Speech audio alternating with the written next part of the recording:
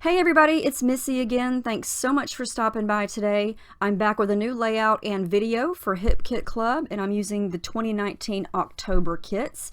And I'm going to be making a Halloween slash fall themed page. And so I went through the cardstock kit and all of the pattern papers and picked out things that had purple, pink, orange, and black on them. And I'm going to use some of them, not all of them.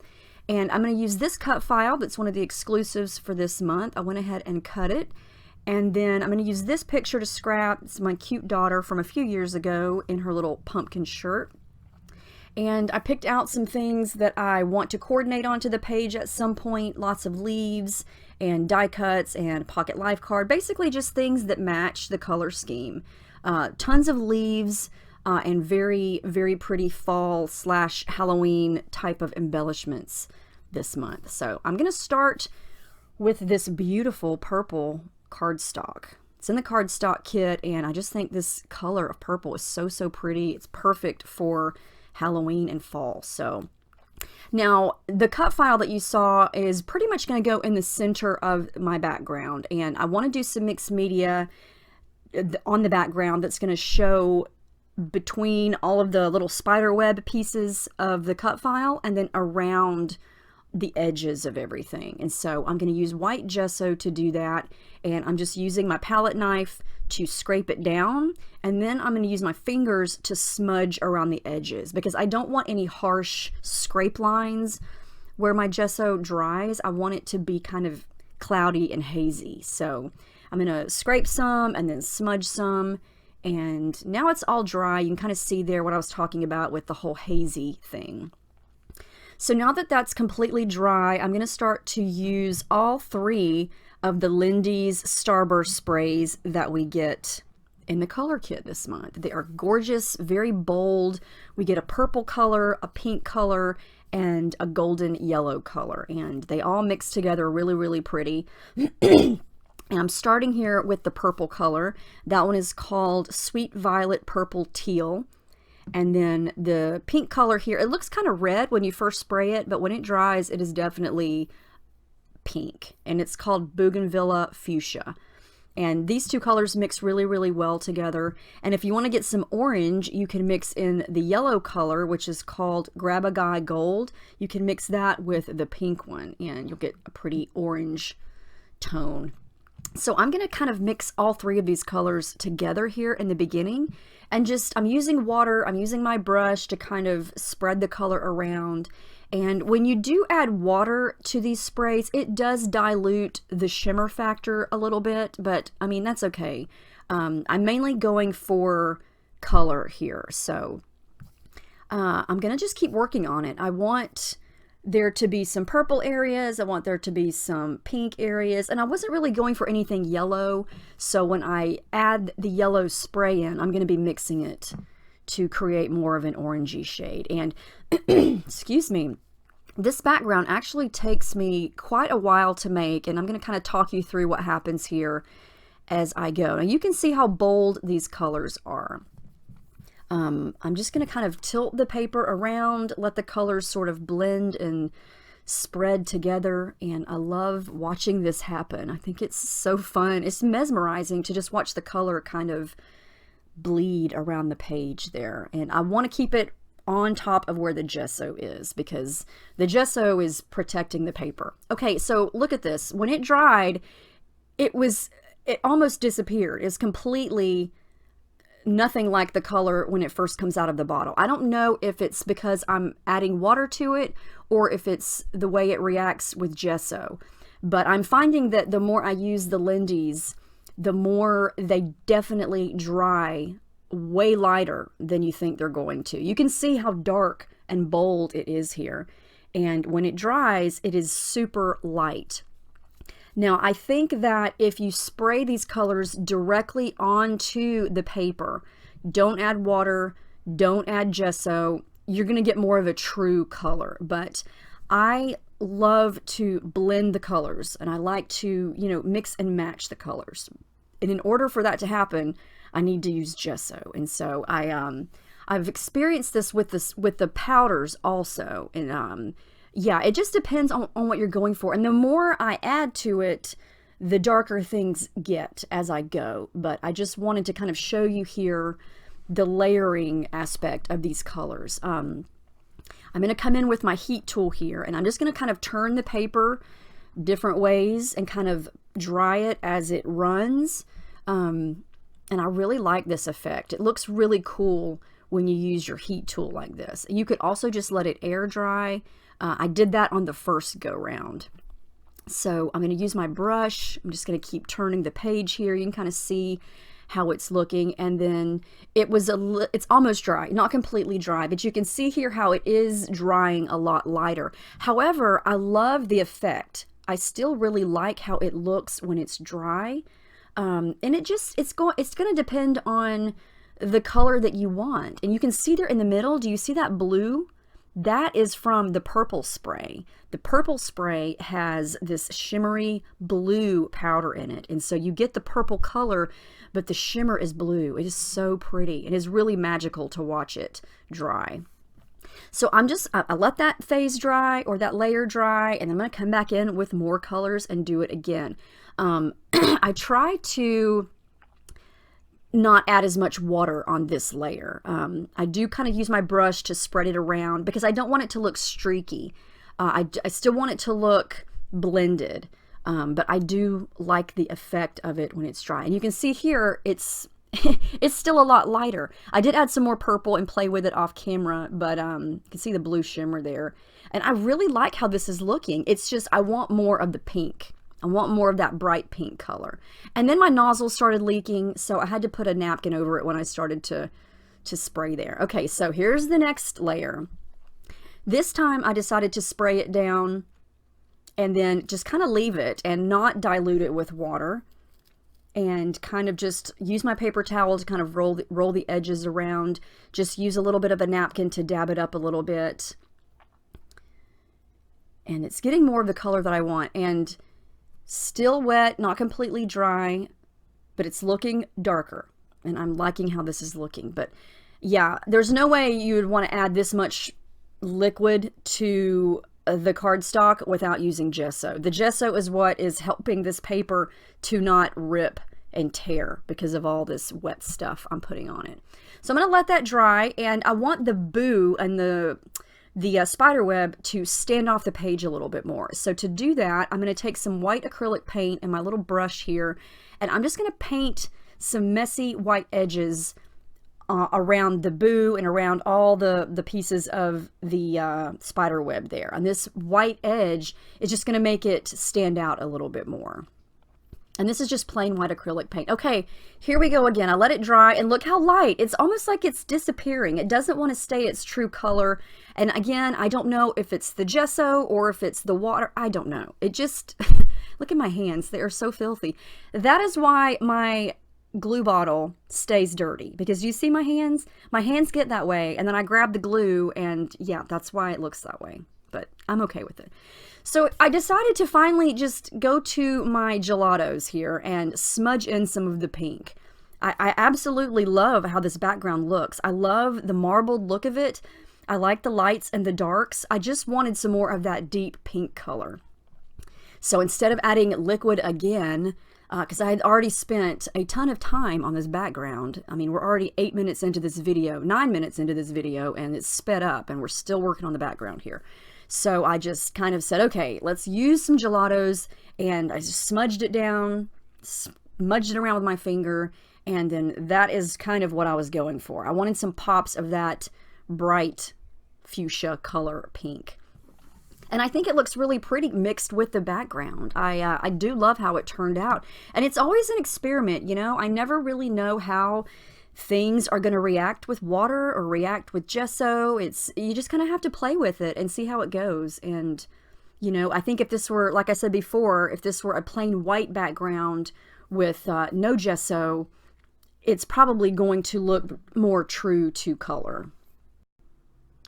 So I'm really loving how this is looking. I'm loving those pops of that hot pink, and that's the look that I was going for. And I love how it looks with the purple. I love how it looks with the orange in the shirt. So yeah, this background turned out really cool. I mean, you saw how many layers of color I had to put on this, but I think it turned out really cool. And I am going to come back in with the sprays for some splatters of the purple. And you'll be able to see these kind of around the edges of everything. And yeah, it's a cool background. I love how it turned out. You know, every background's always different. And it is just, this is why I enjoy making backgrounds. You just never know what you're going to get until it's done.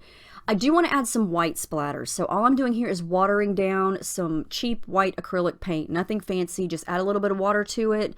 And I love how this is going to turn out. Actually, some of these white dots are going to turn pink because my background isn't completely dry 100%, and they kind of mixed with the gelato there. And I love how that turned out.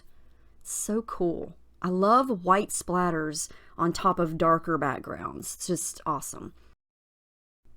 All right, so I want to raise the cut file up off the page. So I'm going to cut some strips of adhesive foam to cover the back of it. And so when it's glued down, it's going to kind of pop off the page a little bit.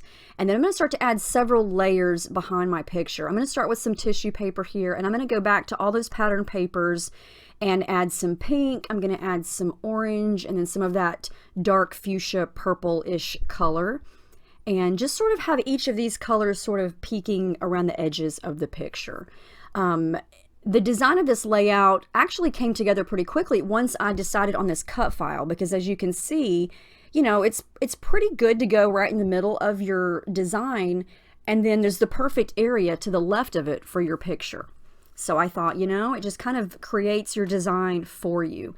And so in order to add more color, I'm going to go with all these pattern papers as just layers behind the picture. So I'm going to go ahead and glue all those down, and I'm going to use my little edge distressor there on some of them to, you know, kind of ruffle up and distress the edges. And then I'm going to go through some of the die cuts. A lot of these, actually all of these die cuts here are exclusive to Hip Kits this month. There are a ton of exclusive papers, embellishments. All the Pocket Life cards are exclusive as always. And I just kind of went through everything and picked out a lot of the leaves. There are vellum leaves, there are acetate leaves, there are die cut leaves. I'm going to cut this leaf from this Pocket Life card. Basically anything that matched my color scheme. And I'm going to cut up this die cut here just to get the flowers. This is a Paige Evans paper. It's, again, the perfect color scheme. So I'm going to wind up fussy cutting several different leaves from that paper. And then I'm going to use a punch. This is one of my very old Martha Stewart little leaf punches there. And I decided that I wanted to add in light blue, which is totally not a Halloween color. But something about it just sort of, I don't know. I looked at it and I love all these oranges and pinks and purples and blacks, but I wanted to kind of add something a little bit lighter. So I thought, ooh, light blue would be pretty. So I punched some from a pattern paper, some little bitty leaf sprigs there, because there were no leaves in that color. So I made them myself. And then I'm going to come in with some more pops of light blue by using tangled thread. And so that's what I'm doing there. I'm going to tuck some in to the left of the photo, kind of underneath the photo where the bee is in Boo. You can kind of see it underneath or in the holes of the bee. And then I'm going to do another little flower cluster to the right of my daughter's head on the photo, and then over on the second O. And in the end, the word boo is going to not be 100% visible. The second O kind of disappears behind flowers, but I'm okay with it. I really wasn't going for, you know, I didn't feel like I had to have the word boo on here. You can still make it out, but, you know, right away when you look at it, you may have to study it for a second. You can kind of see there what I'm talking about. I added some flowers, but I just kept adding because everything was matching, and I thought, oh, this looks good, this looks good. Stick it down, glue it down. And that's what I'm doing here, is gluing it all down. I fussy cut more flowers from pattern paper. There's lots of fussy cutting opportunities this month with flowers and leaves in the Paige Evans Truly Grateful papers, and they match so well, so pretty. I'm going to very carefully start to glue down the spider web here, and then I'm going to add in some more leaves. I used this same leaf stamp last week, and I had stamped some in a pink color on this packaging from some of the stickers. And so I went ahead and did this off camera because I'd already done it last week, but I used a blue distress ink. And I thought this would be a good chance to add in some more pops of blue by just stamping my own leaves. So I stamped them and then just cut those out. And that stamp set is also exclusive for this month. And I am obsessed with that leaf. I think it's the perfect leaf. It's the perfect size. It stamps really clear. It's easy to cut out. Yes, it's perfect. So I had some pink ones left over from my last week's layout, so I used some of those and then some blue ones. And then I wanted some blue kind of around the photo, so I just tore a little bit of this Pocket Life card to add to it. And I did try to use my Martha Stewart leaf punch on that Pocket Life card, but it was just too thick, and my punch is just too old. It got stuck and I had to operate on it, so I didn't try that again. But you can kind of see what I've got here at this point. I love how this is looking. I love all the dimension. Leaves and flowers are awesome for dimension because you can kind of fold up the petals and fold up the edges of the leaves to just sort of jump off the page. All right, so I'm going to go with this sticker, Halloween. That's going to be my title. It's the perfect size. I love that it's orange. It matches, and it looks really good right underneath the boo that you can't really tell says boo anymore, but hey, it's okay. I wanted to add some blue splatters, so I went back to my white acrylic paint and then some of the other blue powder that we've gotten in past kits, watered it down, splatters, perfect. That's another way to use the Lindy's powders that we've gotten in previous kits. Just add them to some paint, dilute it, splatter it down. Easy, easy. So I decided to do a little bit of something at the top of the layout and the bottom of the layout. I didn't want it to leave it just plain purple. So I thought about cutting strips like I just did there, distressing them, and then just adding them to the top and the bottom, but I didn't like the way that looked. It just kind of cut off the top and the bottom. I don't know. I didn't like it. So I decided to just kind of, I almost didn't. I hesitated, but I finally do. I just cut like a little crooked little bit of a sliver off the top and then tape down this orange piece here. And so you kind of see this little sliver of orange at the top. And I like how that looks. I'm going to go back and distress the edges again to make it, you know, more textured and interesting. And then I'm going to do the same thing down at the bottom. So it's got a little bit of orange at the top and the bottom. And then off camera, I did some stitching. I used light blue thread. I did some zigzag close together, some zigzag spaced out, and a little bit of straight stitching just to give a little pop of blue at the top and the bottom. And then the last thing I'm going to do is come in with my journaling. I'm going to use my T-square ruler there to draw in some lines. And then since I do have black going on in here, I'm going to use my black fine tip Sharpie to add my journaling. And then I add the date off camera, but that's the final layout. It's hard to photograph this. Yesterday was a weird lighting day, so hopefully you can see all the details there.